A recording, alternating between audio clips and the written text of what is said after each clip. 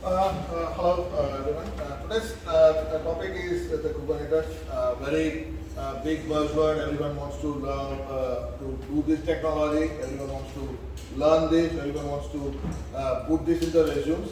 Okay, but things that probably most people struggle that where to start. Okay, or how to do proper hello world. Okay, so most of the sessions that what we talk about is to do the hello world.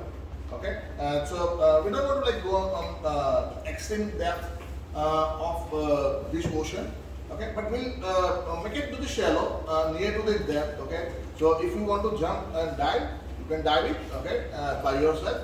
But at least if you want to enjoy, okay, you know the technology, so you can figure it out yourself. What is plus, what is minus. Okay, how it can helpful in your project.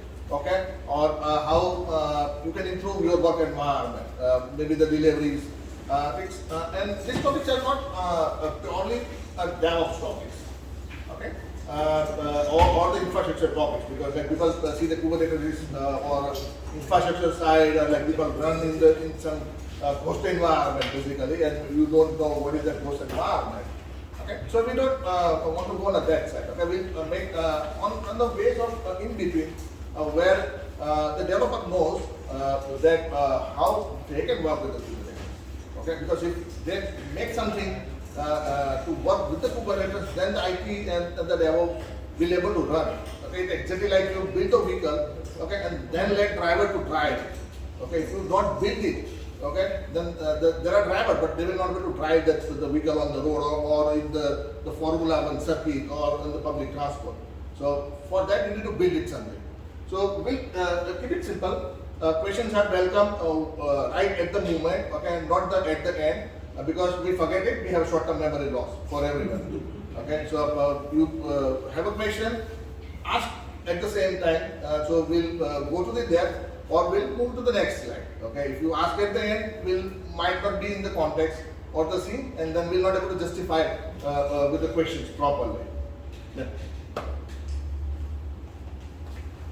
उनके जो खाली क्या है वो कर The center. I think. Okay. This is more or less the agenda. What we're gonna talk about with the Kubernetes. So we'll start with the containers. So we'll understand what containers is all about. Then we'll go with the Kubernetes. We understand what Kubernetes solves and then how it helps. What is the technology is, how it originated. Okay. Who gave that thoughts. Okay. So we'll go about that one. Then we'll see some of the important components, because if you understand the components of the Kubernetes, okay, then you can easily make it out. Okay, and I'll simplify it because like most of the people that here at least understand how AWS works at the basic fundamental, like have done some Hello World or the EC2, okay, and then have exposed the services. Okay, so I understand that people have that minimum knowledge and that is sufficient. I'll show you what exactly the Kubernetes and AWS has a similarity. So you can easily make it out, okay?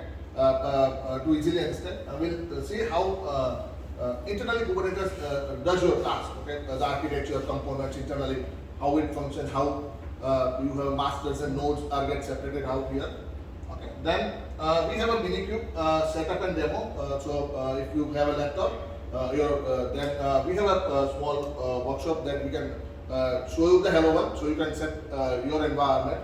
Okay, you can download the Nginx image there. You can do the Hello World. Okay, and I also have one small application that I have developed to exactly show you how you can easily deploy the app. Okay, you can scale up, scale down. Okay, and then how you expose it, and then when you run on the browser, okay, as a service. Okay, see how it have a 1 to n number of nodes. Okay, the pods here. That it's divert the traffic, okay, and then do the load balancer. So I have a small demo that I can show you. Okay. We'll talk about the main kubelet. This is the main interface that you use every day, which is the command line. Okay, and then most important thing is the configurations. Okay, you have the containers, you have the Kubernetes environment. Okay, but to ship your applications and put it in the Kubernetes environment, you need to give a set of configurations. So this is what the KS, which is the short form, Kubernetes YAML configurations. So we'll show you the small snapshot, not go into the extremely depth because it contains tons of the technical details. But we'll stick around somewhere the hello world area where everyone understands. Okay, and then if you are more interested, then you can go and then take it to the further level according to your project.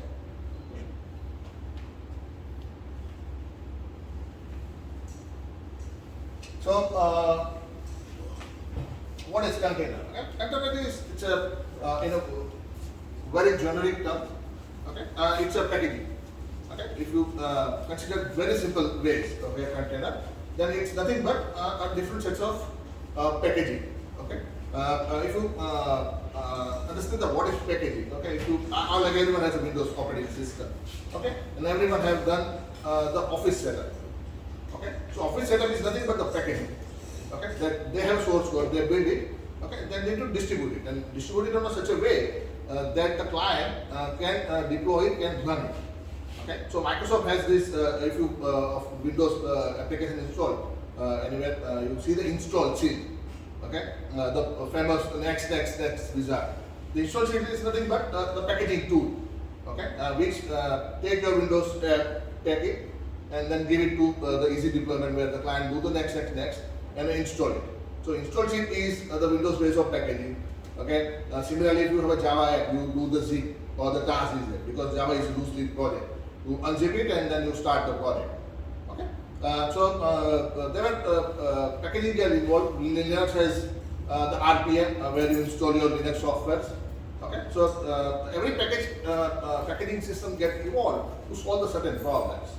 Okay. Like the Windows have a EKS based next setup, then the Linux has a RPA, the DAG. Okay. But the actual problem is on the data center based deployment. Okay. Consider we are like doing this small 1, 2 or 5 system deployment. Okay. But like the Google and the Amazon and the large corporates, they need to do this with the 100,000 systems at a time in the fractions of second. If you have seen the Gmail feature rollout, okay, they do it on a daily on 100,000 systems at a span. So this is what their work area. So they need to evolve with the technologies, okay, and then different mechanisms. So this is what the Kubernetes started from the Google's lab somewhere, and then Google gave this one, and then parallelly there was a company called Docker. They worked with the Linux kernel, and then they after the Linux kernel 2.6. If you are on the older 2.6 side, this technology doesn't work. So they work with the Linux kernel. They made lots of modifications, okay, and they're working on such a way that they came with the concept called the container. Okay, container is nothing but it's kind of a packaging where you have your software. Okay, like Java or the Python, even the .NET. Okay, anything. So you have your source code and dependencies. Then you need some kind of your SDKs. Okay, like if .NET SDKs or the Python, then you need to install the Python or you need to install the JDKs. So you have your code. Then you bundle your SDKs where you run it, and then you add some of the operating systems layer.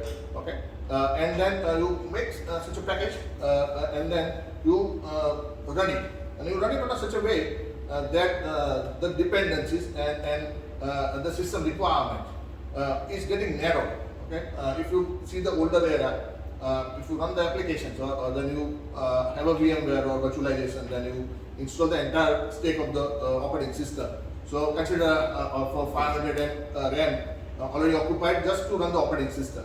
Okay, and then you put your software. So minimum your resolution will go with the one software, even the small. Will take 1 or 2 cores as well as with the gig of RAM. Okay, and the smallest virtualization that you may think of. Okay, but that is not enough. Okay, you need the system's resources even at the lower level because you don't consume it, but your operating system installations consumes maybe 60-70% of your actual requirement that you have.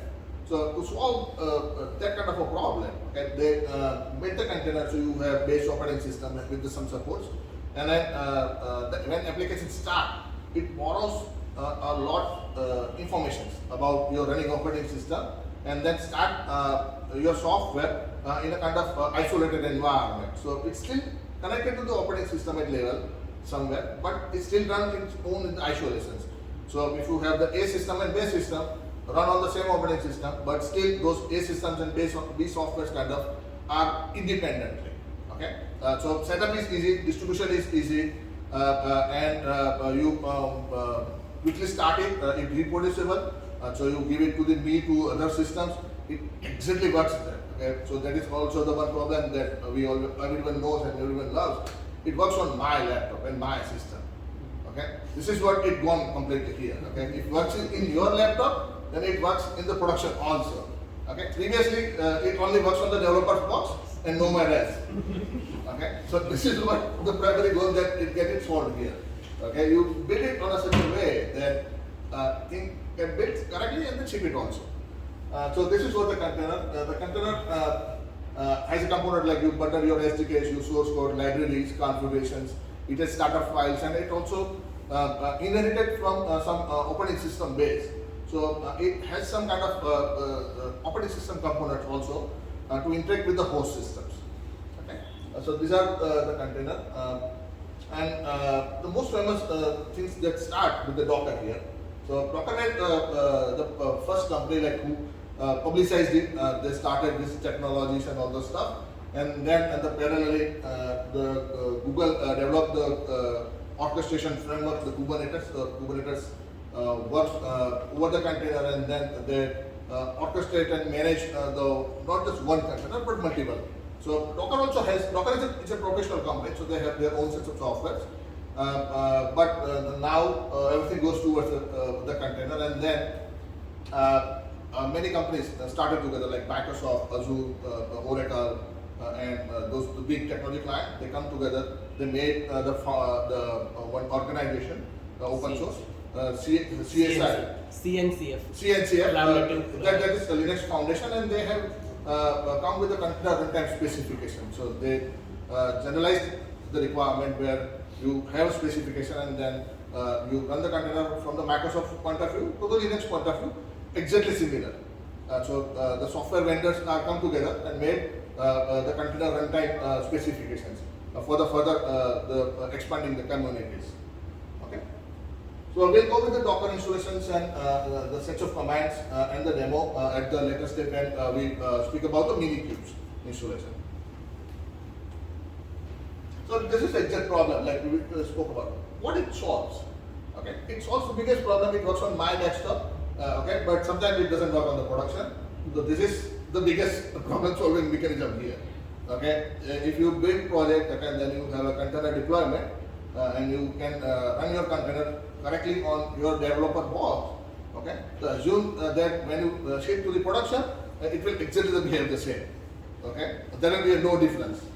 Okay, the thing is that the container will have its all required libraries, SDKs, dependencies will be bundled together. Okay, and that it can package internally. It has a tar.gz, nothing else. You can download it and you can open it. Okay, so it's just tar.gz, but it's organized in such a way that the container can open it, run it, execute it. But if the biggest problem that it runs on everything, exactly the same reproducible base. Okay, for the large corporates, it's also a problem of a mass deployment, of scaling the software at the fractions of seconds. Okay, if you have like those, if you see the Amazon sale, okay, on that day they see 10 times of requests like what usually they see. Okay, so you need to have your 10 times of infrastructure get scaled for just 1 or 2 days, okay, and then it's scaled down. So they solves this problem like auto scaling, then resolutions. You can have the health check of the software, and if you say that my desired capacity is 5, okay, so these systems will always make sure that your 5 containers, 5 systems will be always available. Okay, if someone gets dirty, unhealthy, it would replace it, okay, and start it again. So this kind of the software, which like was a headache of the IT management, that get solved here completely. Okay, and there are further features that container solves. So we'll talk about. So this is what like you scale 100,000, you have a management, you have orchestrations to the container. Container are like kind of individual executable components. Okay, you start with the from the one container to the 10 to the 100, and then in the fractions of second come 100 to the 1. Okay, and then it happens rapidly. Okay, and then if you prove that your one container works correctly, that your 100 will work, and even when you go to the 1000, it will exactly the work on the same. Okay, so you have a reproducibility at extremely rapid rate. So these are the main linguistic problem that container gets solved here. The main features highly available. That means that if your container get unhealthy, it would replace it, and they introduce like the health check mechanisms and all those stuff. If you work with the Spring Boot, they have actuator, the framework, okay, to check the health check and dirtiness. Okay, so that helps. Its scalability means like if you currently say that I need 2 containers at a time. Okay, but at the desired state, it should be scaled to the 100. So it will be immediately, if you have the hardware power available, it will go to the 100 for 2 hours, and then at the end of the sale, it comes to the 2 systems. So when you need a power, it gives you the power. Now you don't need a power, it saves your money. Okay, so this is how you use your cloud environment, like maybe get a spot instance or the reserve instance or maybe the on demand to meet the demands of your requirement, and then scale it to the back to normal. Okay, again, when you have a scalability, that gives you high performance. Okay, and when it is the health check, okay, and then it can resilient, and then it can restart and restop and maintain the proper state of your applications. That gives you disaster recovery. You can quickly recover from the failures. Okay, start stop is easy. Everything is over the command. You don't need to go to the 100 system and manually inspect. Everything at centrally controlled. Okay, and if it works at the one place, it will guaranteed work with all 100 systems. You don't need to go and manually check them. Okay, it understood that it is reproducible. You need to have the hardware and required software resources there available. Okay, so some of the prerequisites that is definitely you need to understand. Okay, the one is the Linux terminal. The reason is that this whole technology started from the Linux. So it has fairly Linux based off the command line. Okay, so if you are familiar with the Linux, that's fantastic. Okay, if you are a Windows guys, then you can use this Windows subsystem for a Linux. That will be highly advisable rather than use your like Docker desktop or something. You probably use more Windows subsystem for Linux for your daily routine work. Okay, so that is the mandatory. Okay, another thing you need to be familiar with the Docker. Docker is kind of now it's not that compulsory. The Kubernetes has now different like container Ds and other runtime also. Even if you don't like a Docker, then you can use the Podman here also, which is the rootless Docker engine from the Red Hat. Okay, so there are a couple of options, but the easiest thing that people will think about that will be a Docker. Easy to install. There are tons of documentations available over the internet. So if you are starting it, you can go with the Docker, and then you need to be familiar with something called the YAML. YAML is nothing but it's a text file on a yet another markup language, like similarly HTML, but it goes with the 2 space indentations on way, so it's easy to read. Okay, and still it looks very structured. Okay, and then has kind of like parent-child relationships. So when you do most of the configurations now with the system, okay, and then most of the places will now you interact with the YAML format. Okay, either Docker Compose or even the container or the Kubernetes configurations. Okay, even now Spring, if you people work with the Spring Boot also now move with the YAML based on property settings. So it's now very popular and very structured format. Easy to read, easy to manipulate. Okay, and then you can easily understand that how everything is configured. Okay, so this thing that you need to understand, and there are lots of information available over the net. So you don't need to worry about. You can do hello world, check it. Okay. A lot of CI tools are following YAML format now. Most of it's kind of like getting de facto standards of configurations. CI tools, orchestration tools, even operating system configurations, and even like the new software packages like Spring adopted the YAML configuration. So it's getting widely popular now. And then the thing is that it's getting popular because everyone wants to be in the scene. Okay, so if you know the YAML, then you can easily configure the other systems well. You don't need to think something like the JSON format or the XML format of the configuration. You can do that one, but it's kind of complicated. There are many other formats. Okay, like Windows has the INI format. Okay, but it's complicated. So they simplified it and then looked like the YAML meets the requirement. So everything goes with the YAML. Okay? So we'll talk about the main Kubernetes components. There are a couple of stuff, and this is the prime example. Okay, the node. Node is called a worker. In terms, so it's a worker bee, okay, who does the work, run the applications. Okay, your actual containers executed here on the node. Okay, and then when you have the system, okay, you have a 1 to the n number of nodes. Okay, and then this is where your processing capacity is like 1, 2, 3 here. Okay, and it gets scaled. Okay, if you need 3, 5, 100, 200, 500, okay, whatever is your system needs, you need these nodes. Okay, and then every node. Okay, here you have one node. Okay, and then you see the minimum component that the Kubernetes has. They call a pod. Pod is actually your running container. Simple. Okay, so this is the one node. One node has the 2 pod. 2 pod is my one app here. Okay, now my second app is my database, maybe MySQL or something. Okay, and then these two can be have in the one node. And then you can, if you have a node has a power, still left something. And power in terms of you need to have the CPU units and the memory units. These are the 2 base factors. Okay, because when you run the container, you need to tell that okay, I need one CPU or the one CPU is actually 124 CPU units. Okay, so you give my one CPU here. Okay, then my node has a 4 CPU. Then you give one CPU for the DB. Okay, still you have the 2 CPUs and then a couple of RAM left. Okay, then you can add one more app here. Okay, if you are run out, then Docker will maintain your capacity here, base capacity in the cluster. Okay, and then what are the allocated here? Okay, so when it starts, it checks that okay, you have said that my app needs 2 CPUs. Okay, and then 2 gigs RAM. Okay, if in this cluster node of systems with nodes or all, okay, if you don't have that resources available and any node, it won't start. Okay, so always you need to make sure that what capacity that you have is combined. Okay, and at the individual nodes level.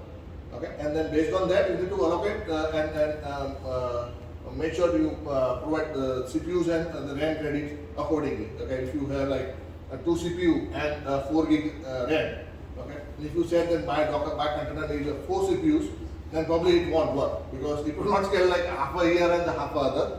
So these are the some parameters that you need to understand before you select the nodes the size. Okay. So just add to that, like so there are mechanisms where cluster can auto scale. It can add more nodes to it. So if the minimum requirement which you specified to your application doesn't fulfill, it will add one more node automatically. So that you need to set that up. So clusterization is based on the pod or node? No, it's node. It's a node. It's on See, you need a capacity, okay, to run something.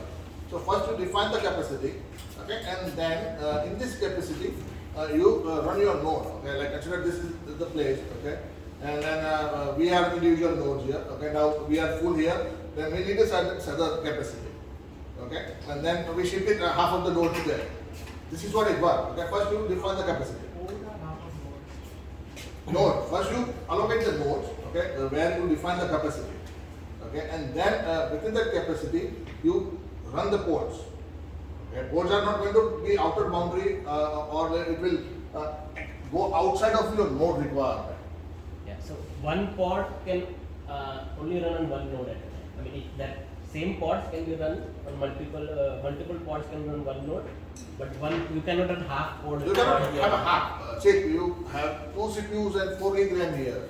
Okay, that you cannot allocate the 4 CPU and the 8 gig RAM of any of the pods. Pod is the individual, smallest unit where your container live and the execute. Okay, so you cannot like see this is the place. Okay, you cannot have and go outside of the window. You need to be within this space boundary. So this is what the nodes define. Okay, and then when you add and build a cluster, okay, you need to analyze that what is the biggest capacity your application needs. Okay, if you have some memory hungry applications, then you make sure that my particular pod will require 32 gig of memory. Okay, so that means that you need at least one node. Okay, can suffice that need at one place. Okay, so you select the node, have a 32 gig of memory at least available. Okay, that is your the computer size. Okay, you cannot have 16 gig node here and then 16 gig node at the second one. Okay, and then application will go on the one node and another node. It's not going to be there. Okay, it's within your computer capacity. Okay, so this is how you do, and then you can add as number as much node as per your requirement. Okay, and you can add it dynamically. Okay, you can remove it dynamically based on your configurations. But this is the actual places where your application will get executed. There are different systems which will be helpful to manage everything. Here it says usually one application per pod. That's usually, but you can run multiple containers in one pod. Yeah. Then that's not right practice. Good practice. Good to have one application per pod. That's why it says here. Yeah. So Yes.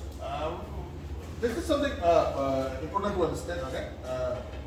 When you make your cluster, okay, that means that your node will have its own IP ranges. Okay. But the Kubernetes, in terms of operate its own network, own entire system configurations, routing mechanisms, everything, and that's why if you see that the pod will get the IP addresses. Okay. But these IP addresses will be completely different than your node IP range, because this IP you get it here. Please come this side. Is are assigned from your application, the cluster container Kubernetes application itself. Okay, so when you configure the Kubernetes cluster, you need to define the IP range something.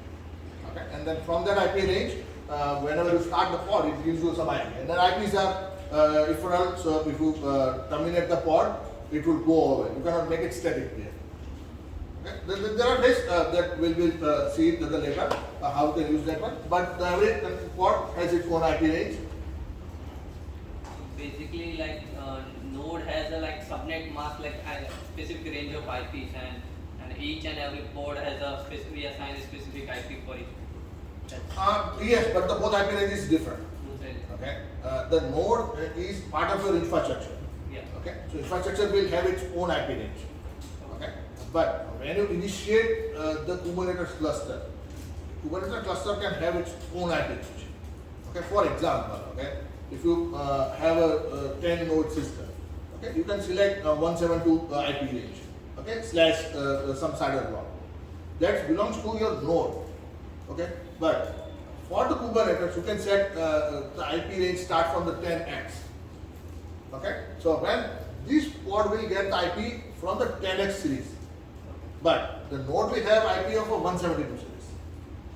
Okay, the reason is that when this operating system start, okay, your environment, okay, your virtualization system, or maybe the VMware or EXXI, even the AWS or VPC, will communicate to this node level.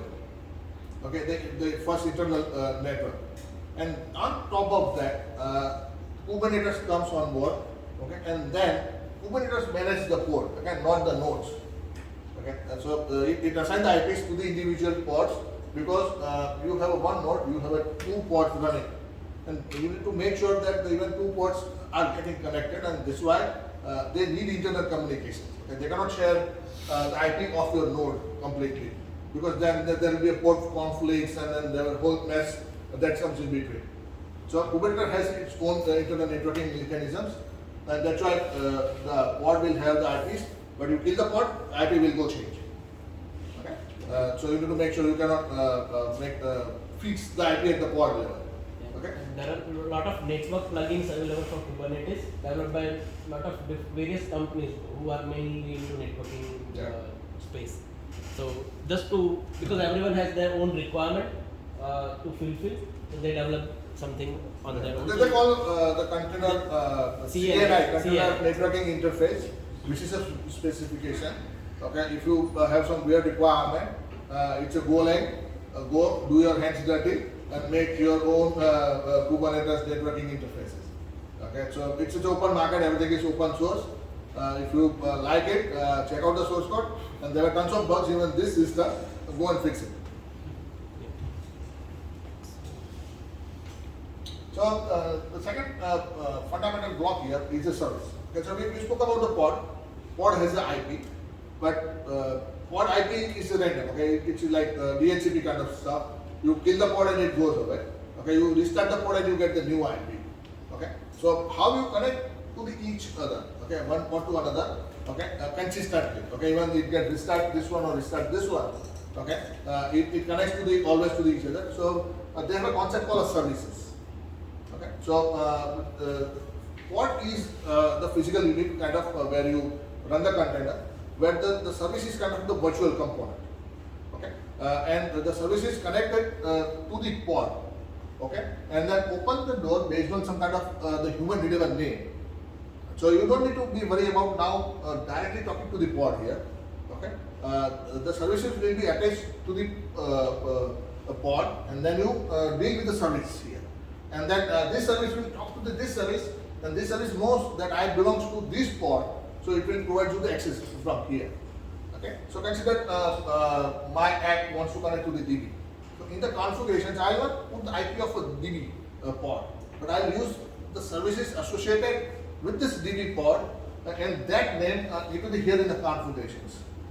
So internally, when the Kubernetes start, Kubernetes has its own networking, as well as Kubernetes has its own internal DNS system. Okay, like how we have a Route 53 for the AWS to connect to each other components. Kubernetes also comes with its own DNS system. Okay, if you now deploy the latest one, 123 or 124, they will start with a core DNS. Core DNS is a big project, and then it's run the DNS service within the Kubernetes. So when you register the services, they internally know each other by its internal DNS systems and registry. That you speak and then you have reference of this system has this IP, and it goes to here internally. So this is how the service is run, and the services will have permanent IP address. So even you get this start, okay, your configuration will remain same because it's a services, and services are registered to the DNS names, and then you have the actual physical location where you connect it in terms of like reliable locations. So that's why it says the permanent address here, but not the permanent address at the pod level.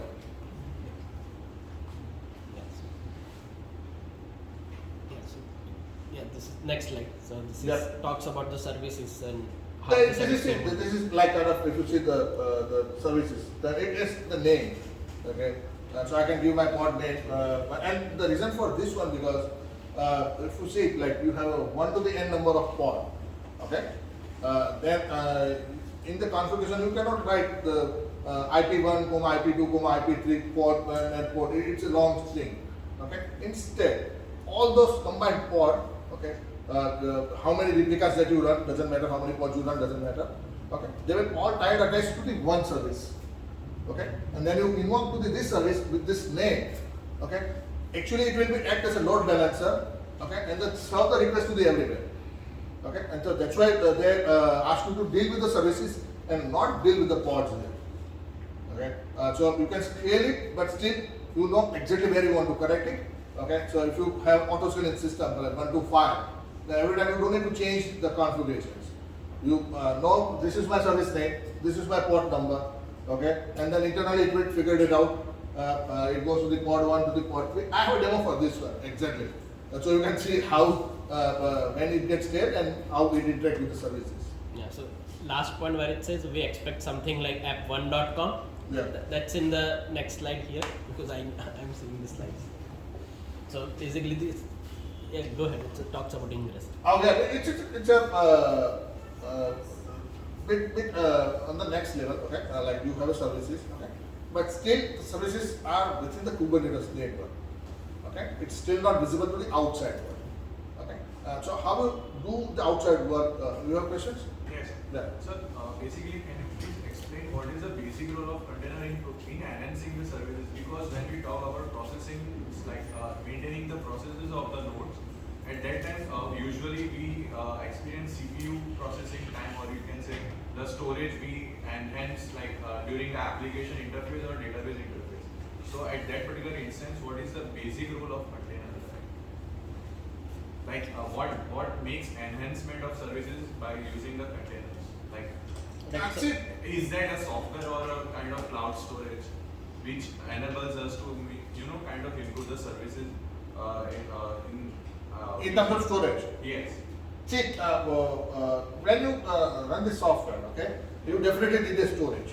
Okay. Okay, so what the containers, in general containers, okay, you can mount the volumes, okay, the storage volumes. Okay, storage volumes are basically nothing but it's kind of runtime file systems created, okay, with some endpoints, okay, and then internally at the operating system level, that endpoints store the data at some physical locations. Okay. Okay, but the thing is that you have operating system. Okay, and operating system has a file system which is directly associated to the edge. Okay, like C drive. Okay, C drive is directly associated to the Windows. Okay, but the container doesn't run on the C drive. It runs its own isolated environment. Okay, so this container has a concept of the volumes. So basically, it is a storage system. Kind of. Volume is a storage system which is a physically persistent storage system. So consider you have a database. Okay, so database definitely need a file system. Okay, your app can call to the database, okay, and then do the inserts and updates. But whatever data that you have at this pod, okay, it need to be persisted at the physical locations. Right. So when you restart, it comes back. Okay, so then it will come in the next slide. Okay, better later. But like as you asked, okay, there is one component called the volume. Okay, volume is basically a file system that you assign to this Docker, this container. Okay, and then mount it to some file system. Okay, like /data. Okay, so like I have one physical volume name, something my volume 1. Okay, is available to this container as a /data. Okay, and then this container write everything to that /data. Okay, so whatever you write into that file system internally, it will go to the attached volume. That attached volume is getting saved to the actual file system. So basically, it works as a reference point. It works as a reference point for identifications, but actual identification of that volume is getting persisted to the actual file system. You can go and you can get that.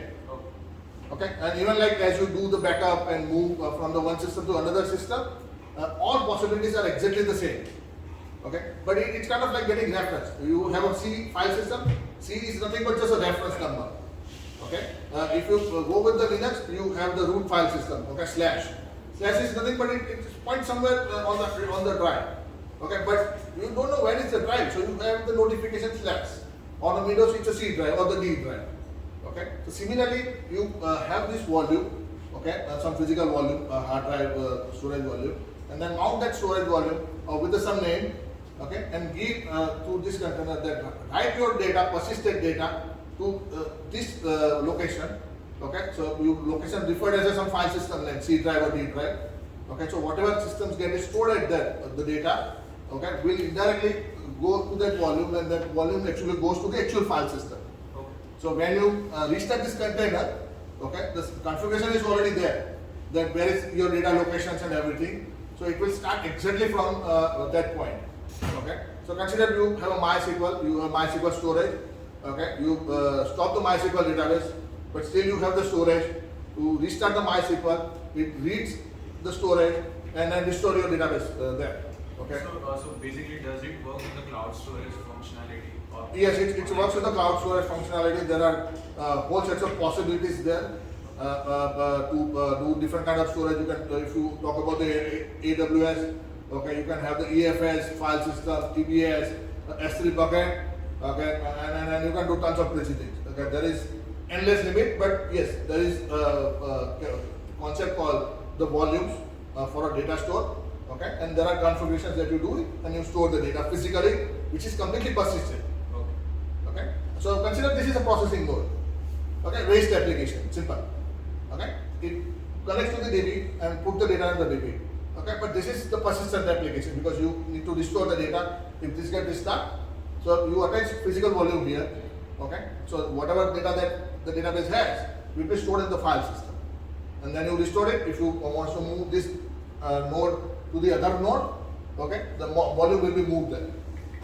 So, if we have multiple replicas, so volume mounting will be reference to the multiple replicas, right? Technically yes, but you need to understand a few concepts here.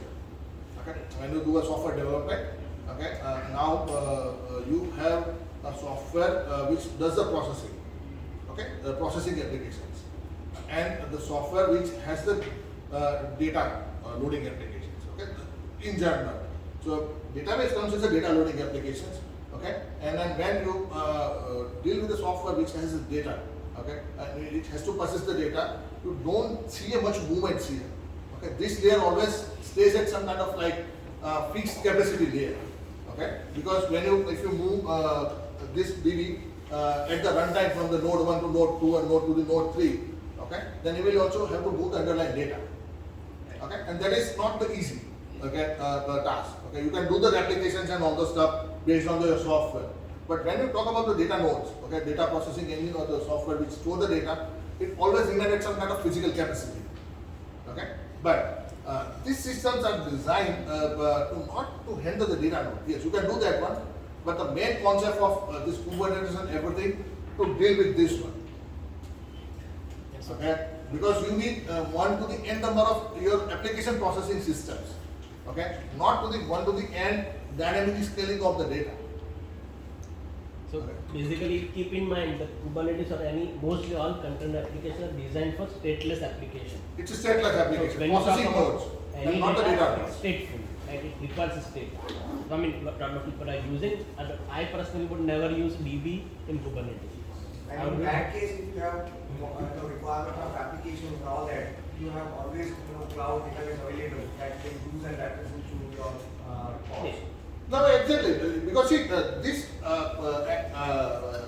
node, okay, the pod, it also has a reference to go and outside connected. Yes. Okay, so those are internally connected. But the thing is that it's not wise to put the data nodes, okay, which has persistent requirements, okay, to the auto scaling. Okay, it would public. You can definitely do it if you are at your expert level is at the 100 level. Okay, like ninja level, okay, and that's the normal human level. Yeah, so, well, if you, so I am using MongoDB in my production, right? So they have something called MongoDB Atlas, which is the cloud service, right? So when I started, they have, I mean, just now I'm using that. Basically, they are creating cluster of MongoDB, and that's running on some VM. It could be any cloud choice of your choice. But recently, when I started to create new DB, they had serverless, something called serverless. That's the new subscription tier. So what they might be doing, they would be doing something similar, but they are at the ninja level. They know how it works. Exactly. Right? Their state is ninja, our state is not ninja. We are at the hello level. Yes. Okay, so desire that you put this DB at the fixed level. Okay, because we will not able to do the manage the replications and all those stuff on demand. Okay, and then definitely will screw the application in production. Okay, so first that point, you build the stateless applications, okay, and then try it with this one at the app level, okay, and then you near to the ninja level, okay, and then you play with this one. But that you need to understand if you are working with the MySQL, you need to understand the backup, recoveries, storage management, everything at the MySQL. You need to be a pro, okay, and then we are not a pro, okay, we are good at this level. Okay, so this is how the one. And see the primary concept of this Kubernetes and all those one to scale these nodes. Okay, these are the bottlenecks. Okay, not these are the bottlenecks. Okay, you need to have the processing capacity. Okay, data, not the data processing, data storage capacity, large. So there are two ways of scaling: scaling out and scaling up. Right. So usually all the DB, the stateful applications. Depends on how your application, and when we talk about DBs, you will scale up, you add more data, storage, more CPU memory, right? When you scale out, usually your application would rather scale out.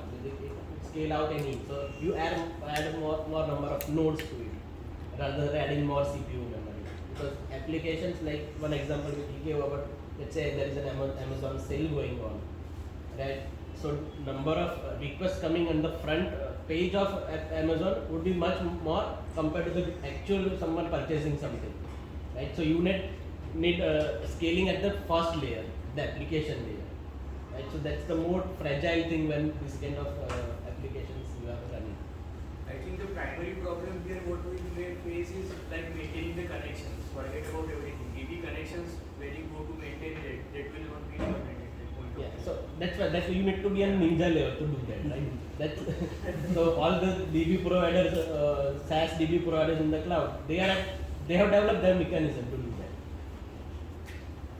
that. See, you can do everything. Okay, there is nothing that you cannot do here. The thing is that it goes with your expertise. Okay, there are risks associated with one. If you are able to take the risk, okay, then you definitely do it. Okay, and then let us know. We'll love to hear your experience in the next meetup. Okay, when you get failure, share the failures. So we know we're not able to do that one, and no one will try that one based on your failures. Okay, so if you anyone like it, please do that one definitely. No comment. We will speak about that. I think this is about. Now, yeah, see, the main topic here is increase. Okay, the new word. Okay, this is not nothing but you need to expose these services outside of the node world, so people can see, people can interact it because when you connect to the cluster, okay, you connect not within the cluster, you access the cluster services, ports, and all those stuff from outside. Okay, so this is the increase is it's a routing mechanism, network routing mechanism, which lets you go into the cluster, okay, expose the services ports to the outside of the cluster, and then let it receive the incoming request. Okay, why increase? Okay, so this is what the increase gets you here. This is one part of the Kubernetes, the cluster components. So this is like reverse proxy, which which you might be using some with Nginx or Apache. So, yeah. Another component with the Kubernetes cluster is the config map. Config map is a key value pair. Okay, where when you load or start the container, you like consider in this example, you need DB connections and DB port.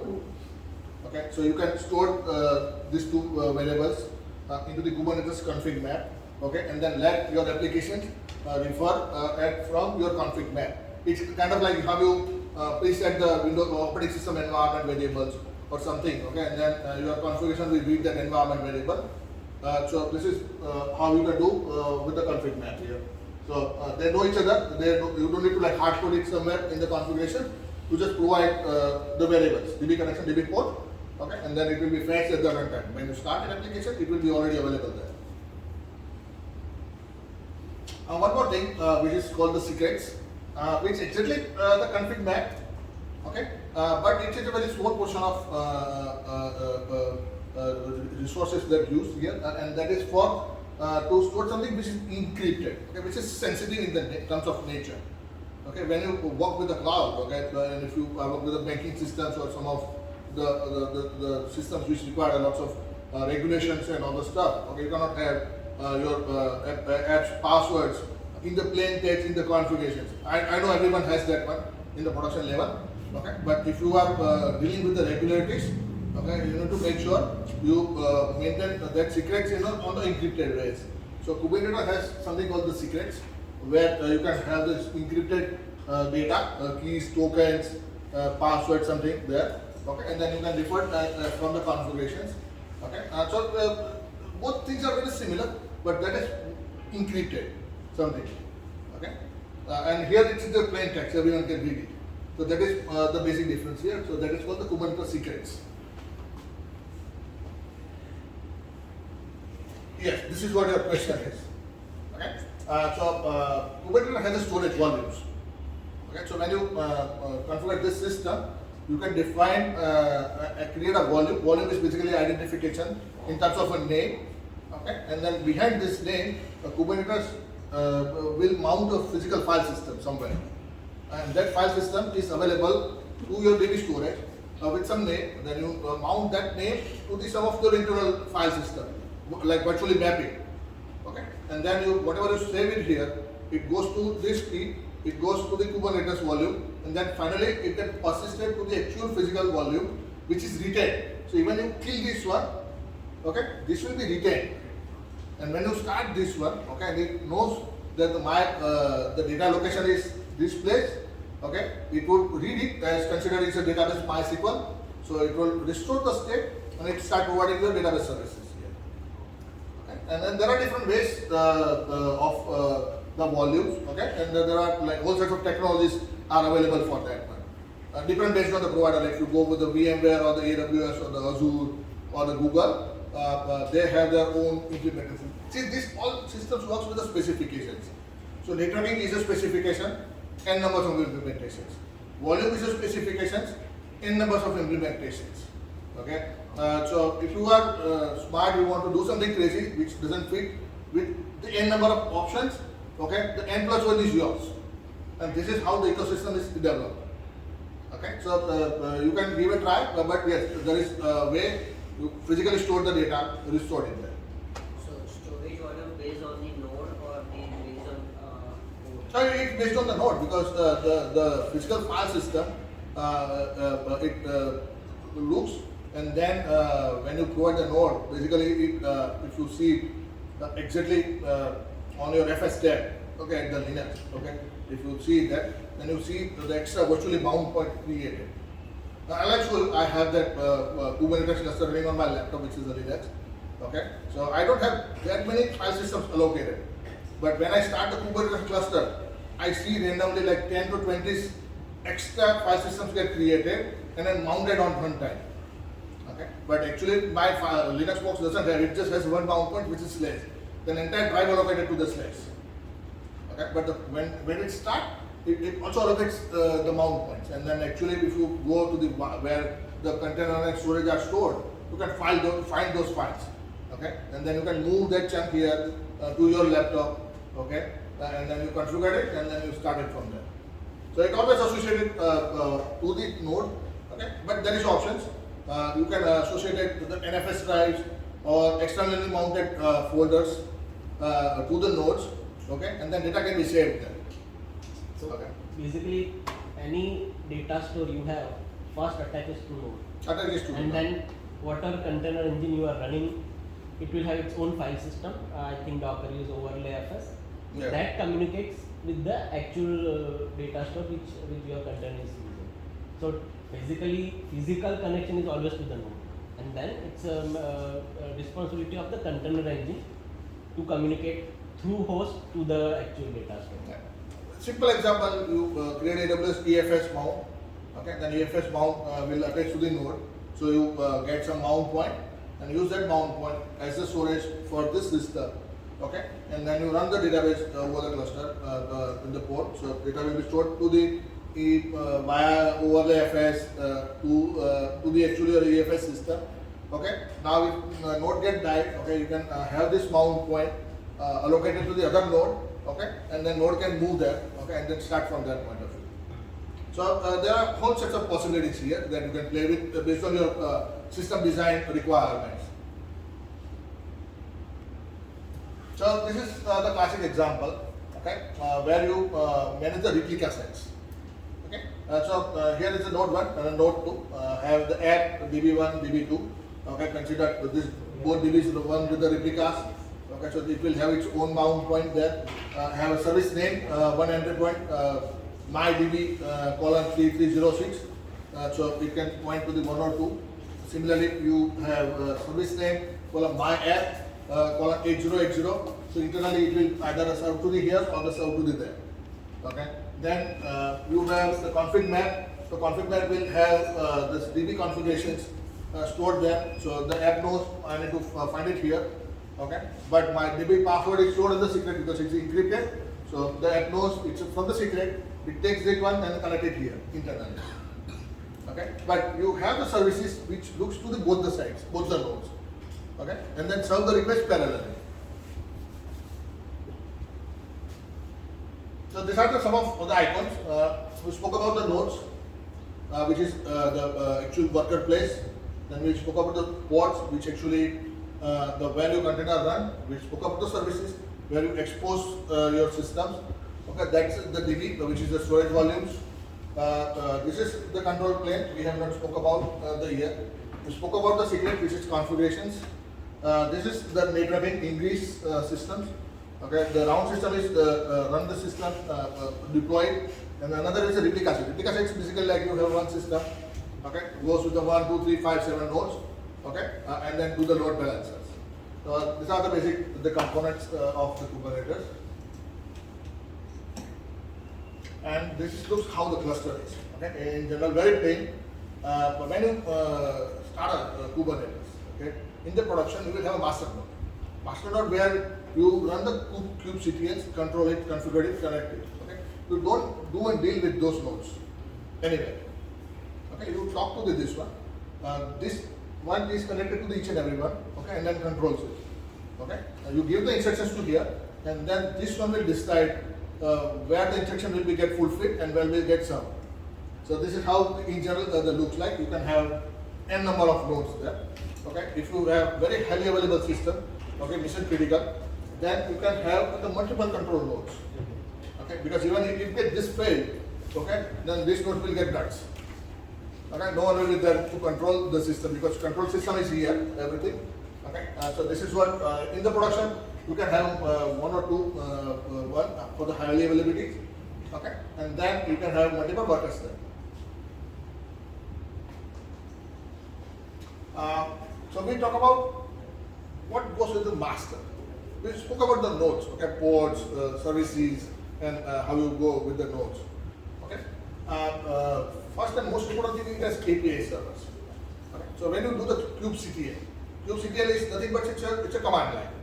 Okay, but the command line connects to the API server. Okay, and whatever things that you run on the command line, it goes to the here, and fulfilled by and request and response is done by this one. Okay, so this is the entry point to manage all your Kubernetes clusters. Okay, either you do with the kubectls, one you can have the dashboards, okay, or you can write your own system and can directly connect to this one, okay, and then configure its own mechanism. There are endless possibilities, but you interact with this API servers, all request responses, status, deploy, undeploy, communication happens here. Okay, there is one more component called XD, okay, and this is key value distributed database that run within the Kubernetes environment, and the entire state of your cluster configurations it gets persisted here. So this is the single value of your source of truth completely one place. Okay, what happens to the node, what are the state, what your desired state, failures, configurations, okay, credentials, everything, the entire detail is comes and maintained at the XD. Okay, that deployed on the master level, master nodes. Then you have a control manager. Okay, this connects to the all other nodes, make sure nodes are working well. Okay, it's maintained your desired state. Okay, it talks to the request you fulfill, and then it does your processing for the entire control of nodes, worker, running applications. You have one more thing called a scheduler. Scheduler is it's exactly the similar word. It's a scheduler. If you want to start my one node at the 1 a.m. morning, where I'll have a peak hours, and then stop at the 5 a.m. In the morning.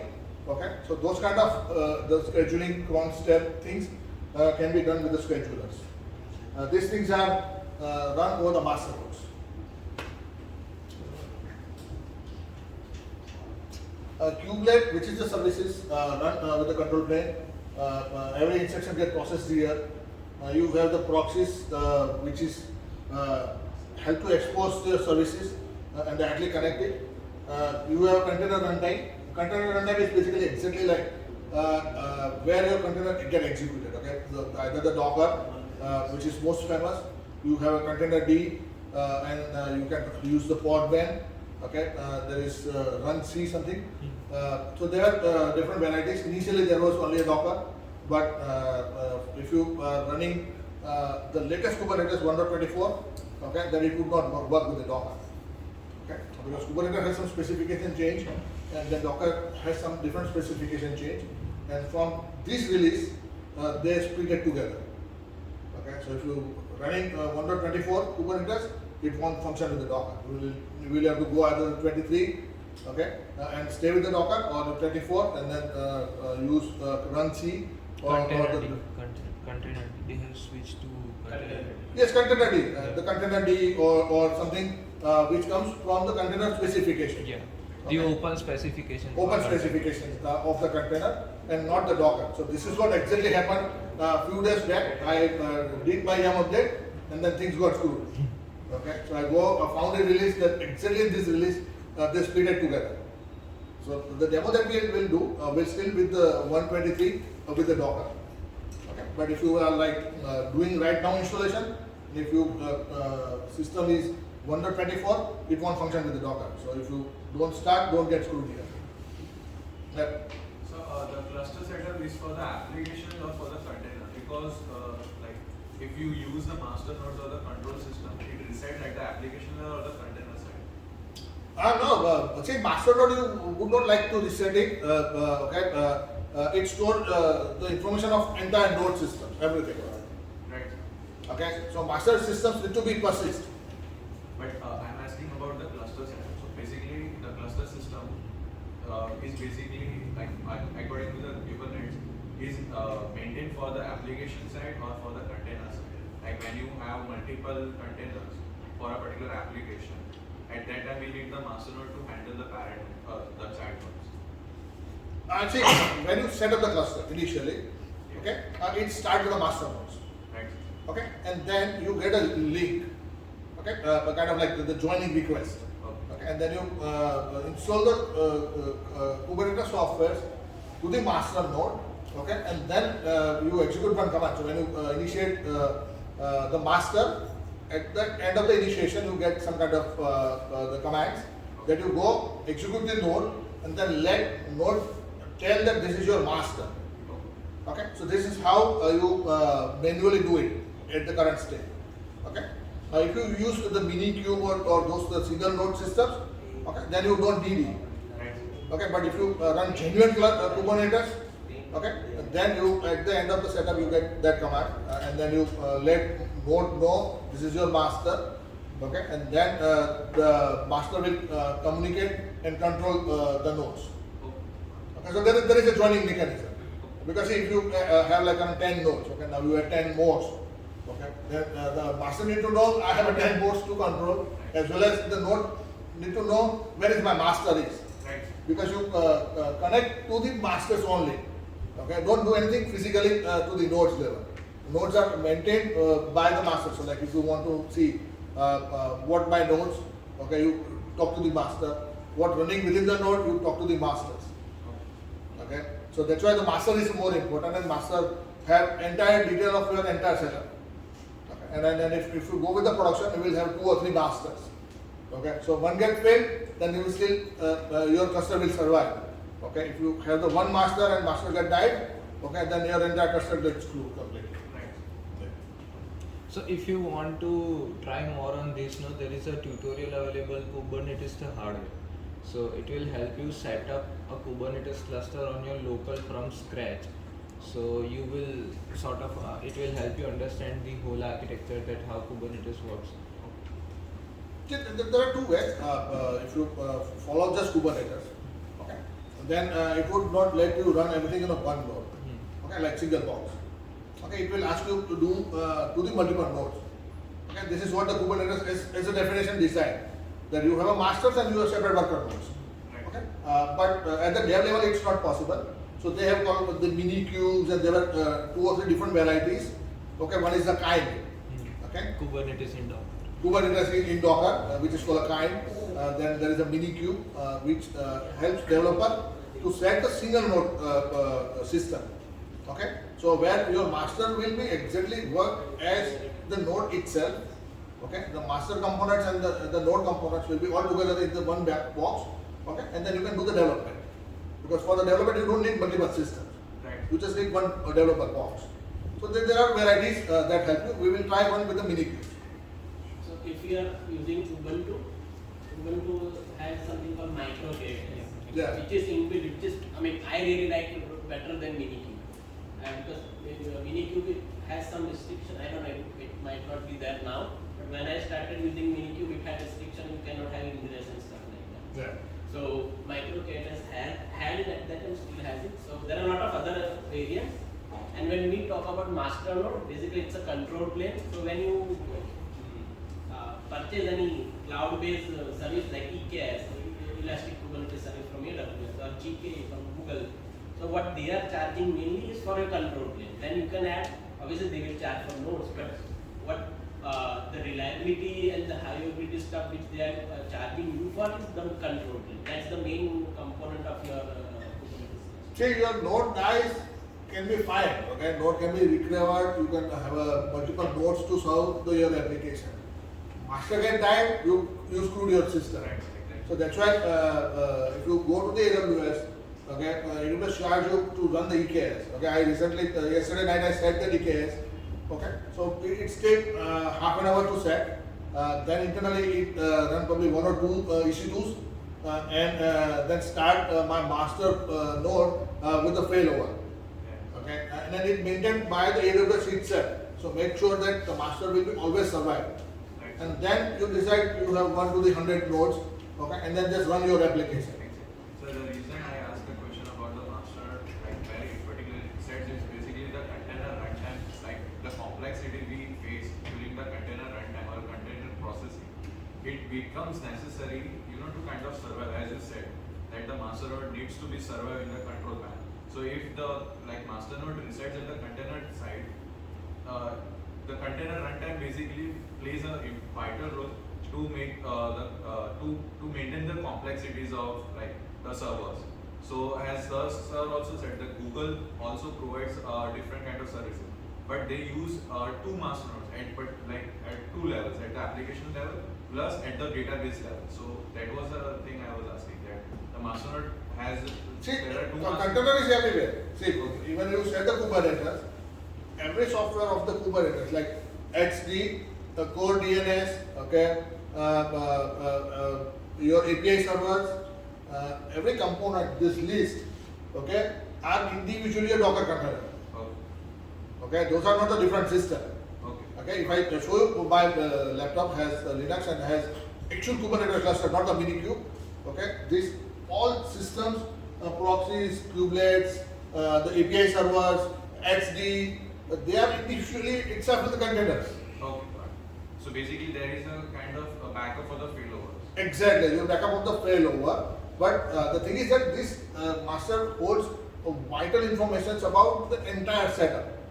Okay, so that's why it is much important that this will be highly available. If not, then if it failed in the production level, okay, then no one will be able to figure it out what is the current state. Okay, what is the desired state? Okay, like whether it's need to be scaled up, scaled down, or how many counts that I need to maintain. Okay, or how I need to routing each other. Okay, because see your node IP addresses will be different than your services IP addresses. Okay, and then maintained by the Kubernetes. Okay, so if you your main DHCP master dies, no one knows how to do the internal Kubernetes routing. So even you have a two pods running on the one node, they will not able to know each other because that IP system doesn't exist at all. Actually, okay, those are the virtual systems. So that's why the master is so much important. Okay, and then there is a separations. And then if you use actual genuine Kubernetes software, then they will not let you run even any pods of your software on the master. They will force you to have the nodes. There are ways that you can do that one sideline, but in the ideal scenarios, you will run nothing on the masters. Master is just for the management.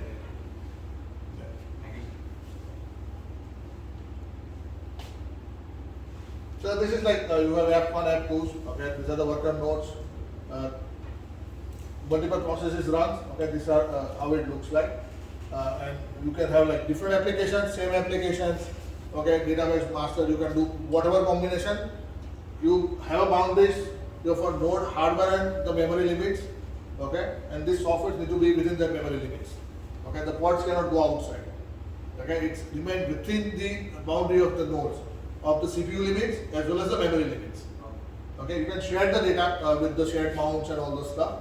Okay, but this system runs within the node boundaries only. And this is the smallest unit where your software will get executed. So this is what you need to understand. So when we talk about the node, okay, we spoke about the masters. So master has API servers, the control plane, schedules, schedulers, XD. Okay, but what in the nodes? Okay, how nodes communicate? Okay, so node also run the Kubernetes software's container runtime because where it executed, but it also run the software. One is the kubelet. Okay, kubelet is basically the agent you can call who receives the command from the master, okay, and function it at the node level. Okay, it also has the proxies to directly deal with the systems. Okay, if you want to run it and then you want to directly know what's happened to the node, you can run these proxies. Okay, but the main is kubelet where it will run and then receives a response to the masters. So if you fire something on the master command, okay, then master will talk to the kubelet and then the kubelet will do that one on the nodes level.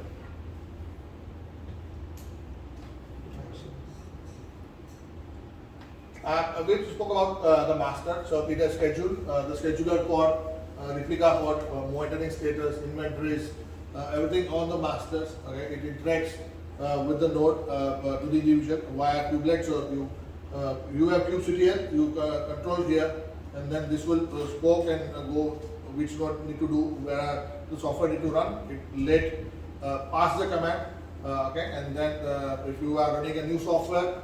Then it will tell run this software in this port, and then the port will go fetch the binaries or your images, okay, and then it get executed there. So these are the services we already spoke about. Masters, we have API servers, so where you interact with from the kubectl, where first line of the communication happens to that API server. Then schedule, you can do the cron test, you start schedule jobs.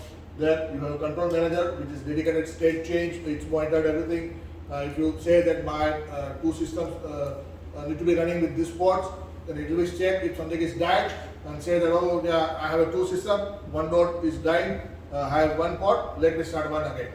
So this is what the control manager XD, it's maintain entire control state. Okay, whatever configuration that you give it to the Kubernetes from either your YAML file or the command line.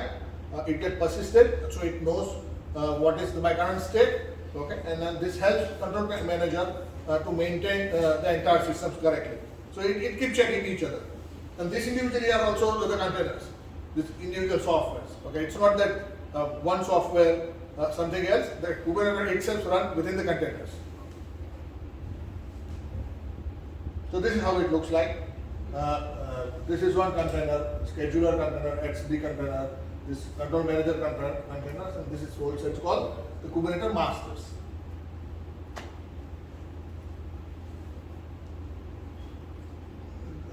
Yes, this is. We are now at the mini cube. Okay, we spoke about the Kubernetes, okay, but Kubernetes it's difficult to run on the single box. Okay, we asked you to have the two boxes because they by default don't let you run anything over the masters. Okay, if you are running the pure Kubernetes.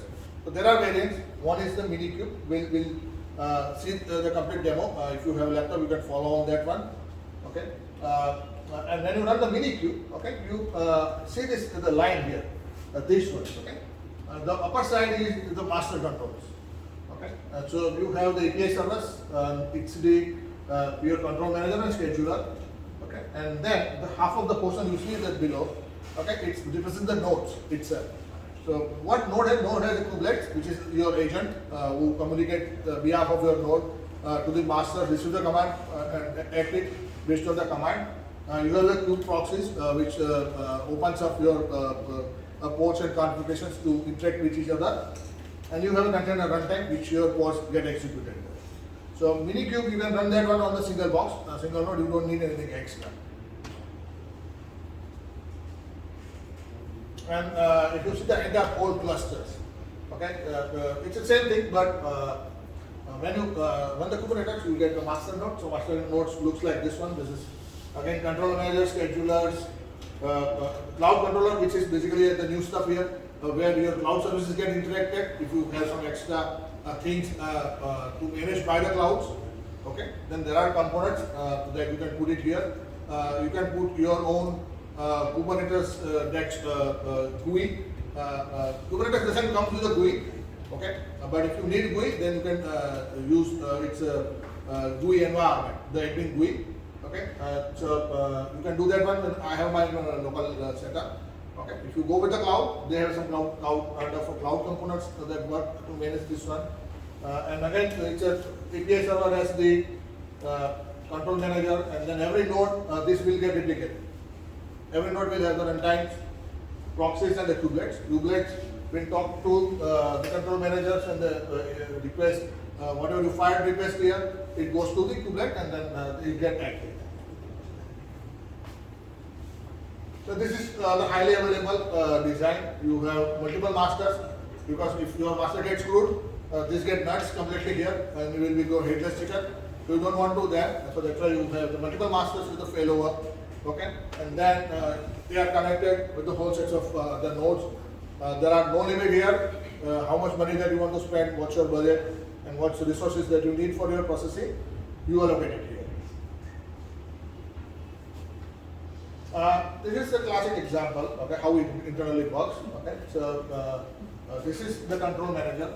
Okay, you mostly interact with the APIs, API place, API server, which is exposed to the 6443 port, I believe, and then where the kubelets connected here, it asks control manager to maintain the state. Okay, whatever state change are there, it persists to the HCD, which is the key value pair database. Okay, you have a scheduler, so if you run the loop with the scheduler, it talks to the API server, it stores the scheduler here. Okay, and then whatever you fired it here, it goes to the kubelet and proxies, and then manage the nodes, and then get response back with the status here to the API server. And this is what you get back the kubelet output. Like if you do the describe node, okay, and then you give by node 1, then API server goes to the ask node 1 and fetch the detail, okay, and then you display it from the response. So this is how the internal works. So this is basically how you Kubernetes setups. Okay, like if you see this one, the physical machine, Kubernetes clusters minimum requirement is one master, okay, and at least one node for your hello world. Yesterday I was doing the minikube setup. I selected the T3 micro, one CPU and 1 gig RAM, okay, and things doesn't work. Okay, you need minimum 2 CPUs for that one. So if you try something this small one, it would not work, because if it has a one CPU is already allocated for the minikube, okay, then it would not have any other CPU left to allocate the run the pods. Okay, so these are some of the physical characteristics and restrictions that apply. That if you do something, make sure you have 2 CPUs at least available for running the hello world.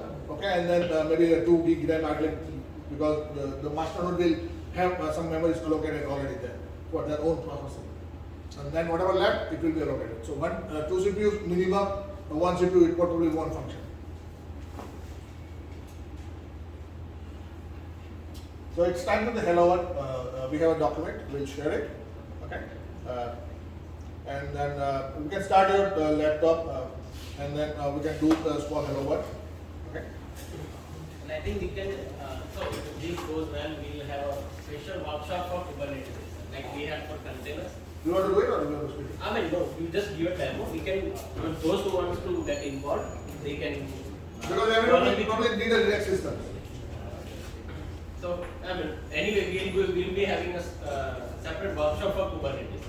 But they can go along with you. It's fine. Not a problem. We want to like do it. We do it everyone. Okay, we can complete this presentation. And I can show. I have a demo. The local Kubernetes setup.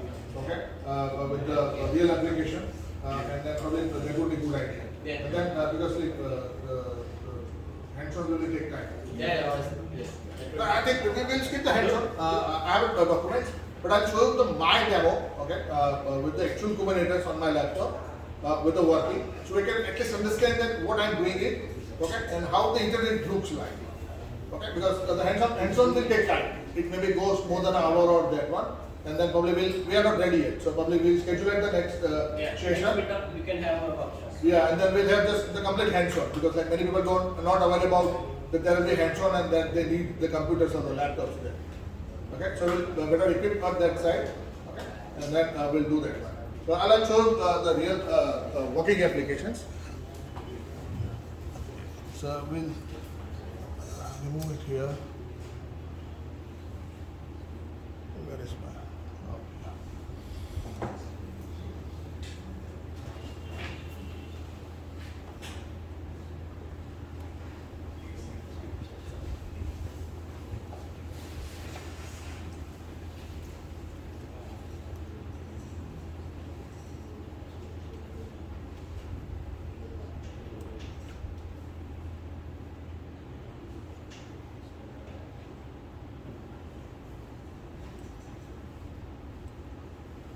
Thank you, Tommy.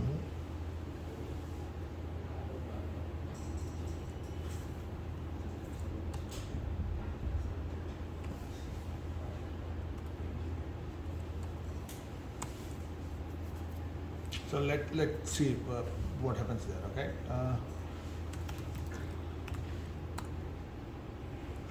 So this is just Docker PS. I have Docker and the complete Kubernetes. It's not a mini kube. It's a full blown Kubernetes. Okay. So when you do the init, you already have this many containers are running in the Docker. Okay, this is default setup. Okay, nothing extra done, no application deployed here. Okay, but this is the cluster create. Okay, and this is how it looks like. If you see this one, okay, it has XD. It's a scheduler. It's a control panel. Okay, it has the API server. EKS system, kube system. So there are a couple of stuff run here. Okay. So let's see how it looks like.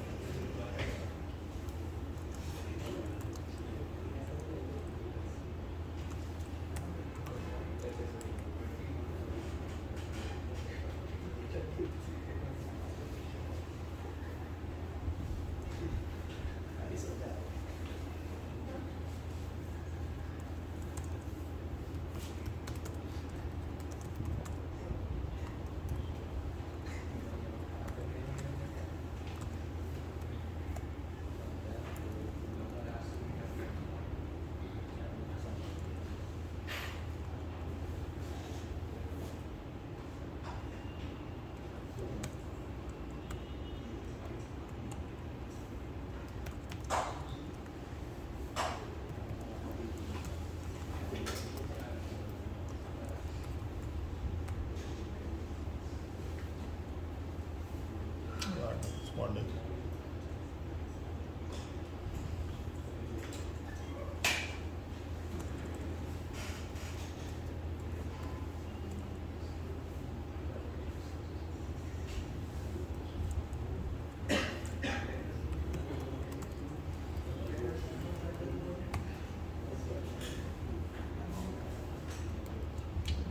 Let me just start the system.